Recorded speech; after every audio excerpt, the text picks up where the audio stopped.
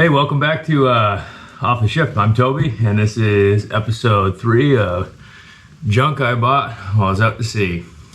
Basically, we're just unboxing and talking about all the stuff that I picked up on eBay and Facebook Marketplace and Amazon while I was on the ship.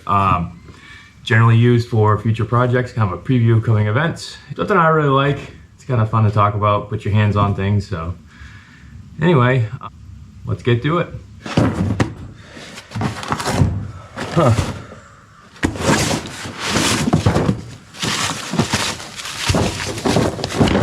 Oh wow, I totally forgot I bought this and I was really excited.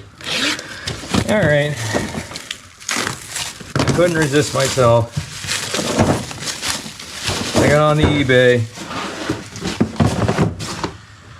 and I found these Icon professional swivel sockets. They were cheap enough, I'm not even gonna save the box. Yeah, so there was, first glance I was a little freaked out by that. These ain't even the right, sockets, but looks like, that's your last of your quote unquote small size, 15/16 for a 5/8 bolt. And then you get into your kind of XL size here, or large size, medium size, depending on what's, if you're on a ship, these are small, and if you're on a Honda, these are probably large. So yeah, they're swivels. They seem to be pretty, high quality for me. They're manufactured in Taiwan. They're not snap-ons, but far cry better than what I've been using. As you might see, there is a milling machine there. We'll get to that in a minute, but a fair amount of this stuff goes to that milling machine project, so I'm just gonna kind of put it aside as we open it, and we'll kind of recap that at the end. Right on. Thanks for the purchase. Looks like a motorcycle shop.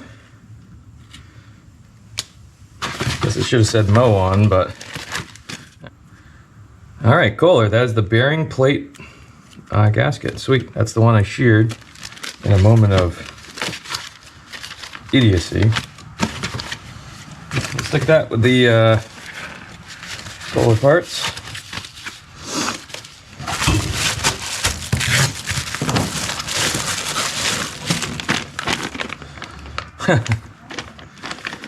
That is for my carpentry tool rig. My Occidental tool rig doesn't have a great place to hold a drill, so PINPAL Pro, it's supposed to you rotate and to lock it in. Those things are always dropping out when you jiggle, when you're going downstairs, bump, bump, bump, you messed up some hardwood floor or something, so it might be nice to have the locking feature, but it also can be a big pain trying to get out of there, so we'll see. But I'll let you know how that goes. Water filter for my refrigerator. What? Oh, great. Starrett split bushing. This is attempt number 4 to get this stupid 196 dial indicator kit to work. All right. So my issue is that I bought this kit used, obviously, and I think it's got a 1/4" clamp. Maybe a 5/16 clamp, I can't remember. Wrong clamp. So this bar screws into the chain rig for open couplings, or this clamping. I don't use this clamp a lot, but, or it screws into your standard 1/4 mag base post, and this does not accept that. So I think that's probably 1/4". I don't remember. So then I bought this. This is the larger one. So if we remember I don't know if it's the story of the bears in the bed or what, but this one is too big and this one's too small. And I'm hoping this one is just right. Oh yeah, perfect. All right, now I have a usable 196A alignment rig. So even with all those parts, I'm still probably $100 ahead on this project, so that's good. Yeah, you get what you pay for. heavy. Should be fun. Wait. I got... There wasn't even a name on it. COMOWARE. Oh boy. Reduced shank. Twist drill bits. Of unknown origin. Actually, that's probably not true. The origin is probably... Yep. Made where everything cheap and new is. There's split points. I don't know. We'll see on these. Also for a mill project. But the big thing is they're sharpenable. I'll have to tune up my grinder before I start sharpening up on that thing. But I do have the capability to go drill to 1 inch, and that is probably very slowly, but it is nice to have. And here we have Drill America stubby drill bits. I believe these are made in America. However, if I made something in America, I would put that everywhere. And I don't see it here, so we'll have to investigate that. But so far as I know, they are. I don't want to besmirch this organization before I know that. But I seem to remember saying, okay, made in America, not assembled in America, made in America. So this is the size range that I likely will be using the most. Therefore, I bought these. They're stubbies, so I can fit more on the little mill. And we'll put that little mill pile. And here's the mailman. And in a disappointing turn of events, that's nothing for me. We got the reservist mail guy in too, so not my usual buddy. This is a so this right here is a genuine made in China spring collet set. They're R8s. There's 13 of them. Who knows? This I find this funny. Anyway, all over the place here. VEVOR. VEVOR? VEVOR? Who knows? There's one little guy here. Just sunk in. With nothing in it. Hope they're not all like that. 11/16. It's a Collet. R8. It's heavy enough that the rest of them should be there. Anyway, milling machine project. I'll stick that aside.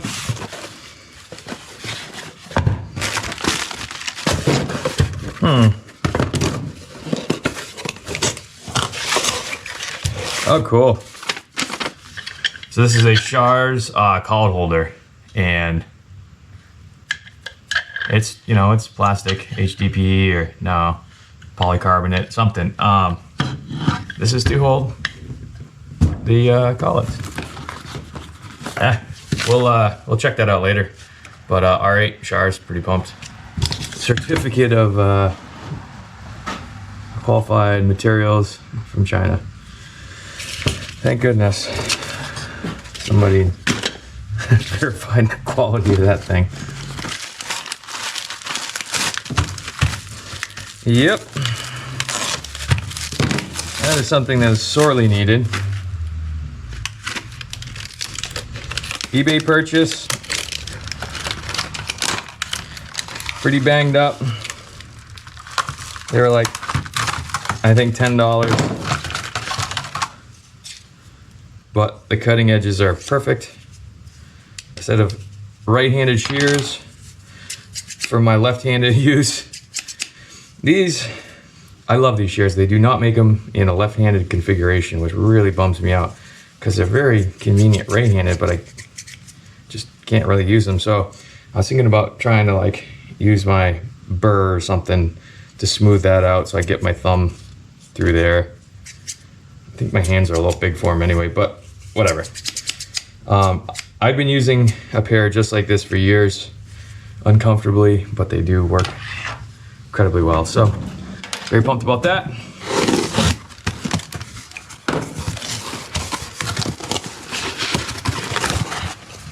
Oh yeah. Alrighty. This is a Parker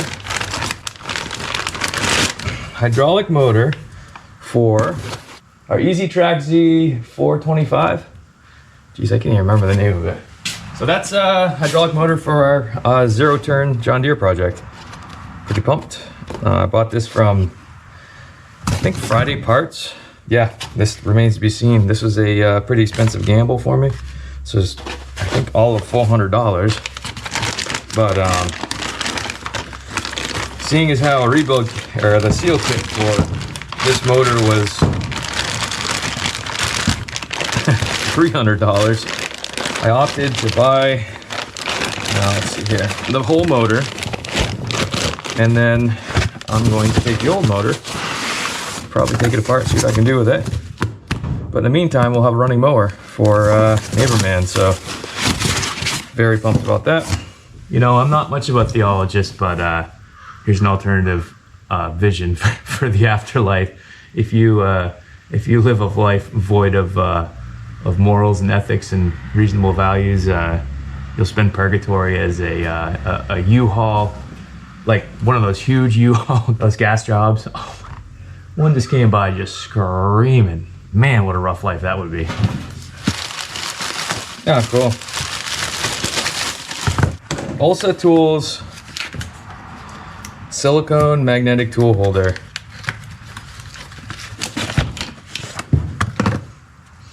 I heard that these things are stronger than that. You know, real quick, I think that is kind of the original intention here. I mean, that's holding a 1/2-inch ratchet. I think it's slowly sinking, but yeah, 15/16 wrench. So flatter profile kind of holds a little better. Yeah, I mean, that's pretty impressive, pretty handy if you were a mechanic. I mean, I can't speak for mechanics, but I would imagine that having that around and could be cool for, you know, jobs are set up across the bay or something. I don't know. Wow. And that brings us to our last two items. I tried ordering this twice. The first time it was deemed undeliverable and returned, and then so I ordered another one for $20 more, and it did arrive. So I guess it was deemed undeliverable for economic reasons, which I kind of get.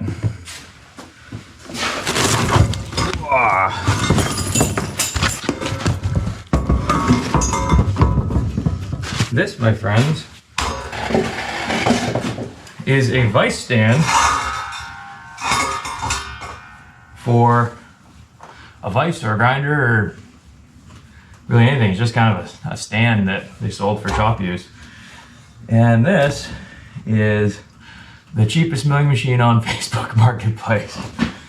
And I plan on combining it. It's still pretty heavy. So I plan on combining the two into a mini milling machine setup for the shop. I have thought about buying one of these things for probably a decade, to be honest with you. Every time I came very close once and ended up buying a Vernon jig borer, which is a much larger, way heavier, like precision milling machine. I think I got a picture of it. But that was a failed experiment. It looks great, and it was a lot of fun to do. However, the spindle taper was like unworkable. So the people I talked to basically told me that it would cost more than, like way more than that machine's worth, and probably more than a Bridgeport would cost to have that spindle ground to something usable. So, you know, they didn't even make the precision bearings anymore. I just, you know, chalked it up as a cool looking Art Deco machine, but it's a failed experiment. So here we are.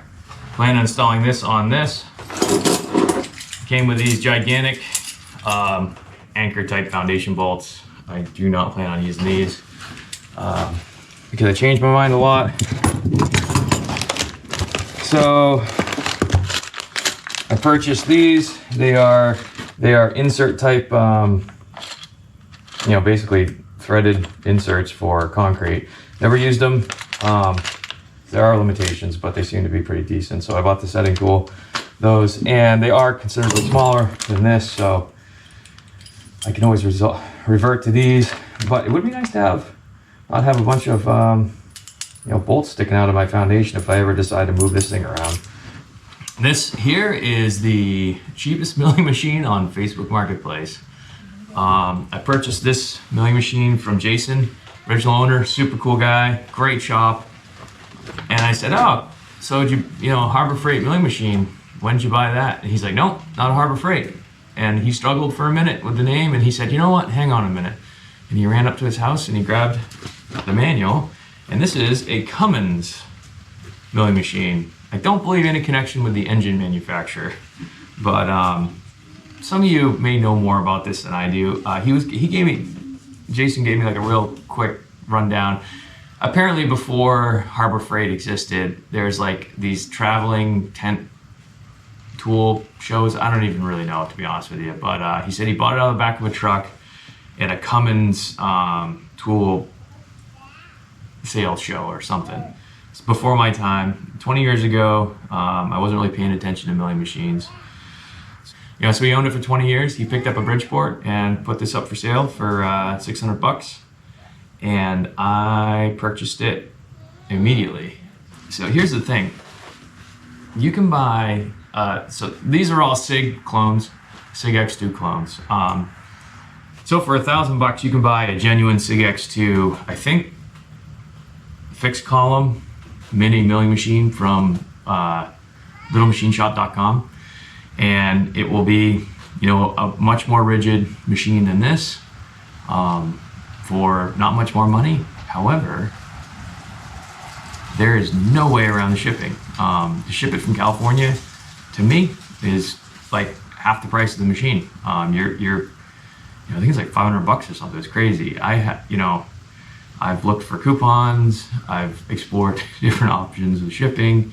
There's a huge lead time, and the shipping is astronomical. So, considering all that, for 600 bucks, I drove a couple towns over and picked this up, and it, you know, was a third of the price of getting the cheapest little machine shop milling machine available. Another cool thing about this Sieg X2 platform is that there are a ton of upgrades and modifications you can make to them, which I kind of like the idea of that. Yeah, you can buy a $600 machine and slowly build it up as you find the need.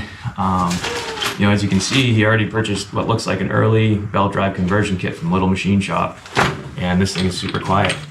So Little Machine Shop has made a business out of selling parts and upgrades and, you know, souped up versions of these mills and, you know, similar machine tools, small stuff. And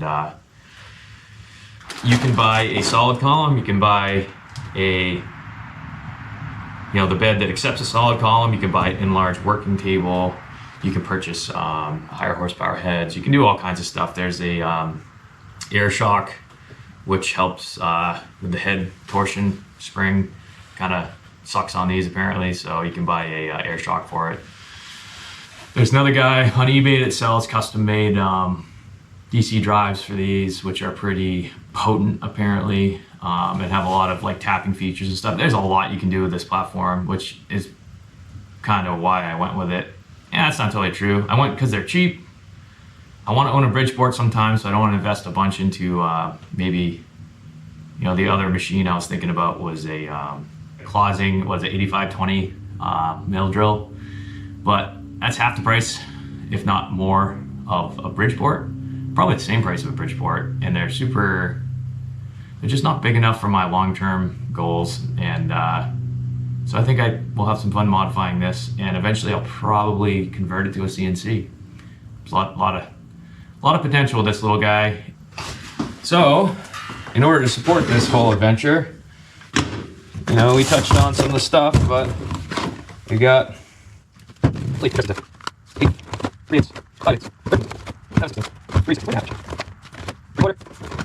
some other thing that was not half inch.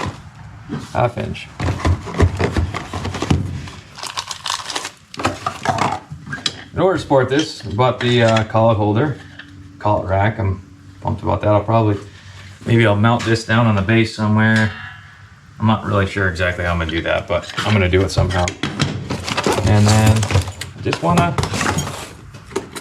see if I do in fact have, I don't have a drill chuck for this yet. I have collets because I don't even know if there is enough room for a super chuck. You know, I mean, this is an M2 taper, so.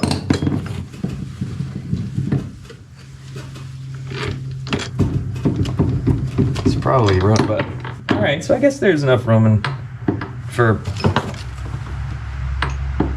yeah, pretty short stroke. All right, so a 1/2-inch collet. Looks like old James had motivated this thing out, which is not uncommon. I've definitely never done that before. These things are supposed to fit on 1/2-inch, I don't know. Imagine this would be metric 17. How do you lock this thing? I'll have to sort out the spindle lock here, but I mean, that's in there. Great. So let's fire this thing up. He started it for me.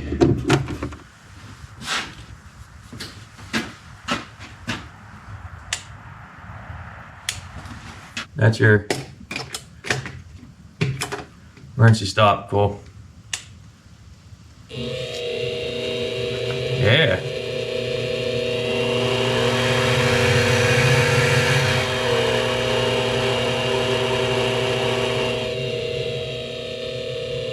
Seems to spin pretty true.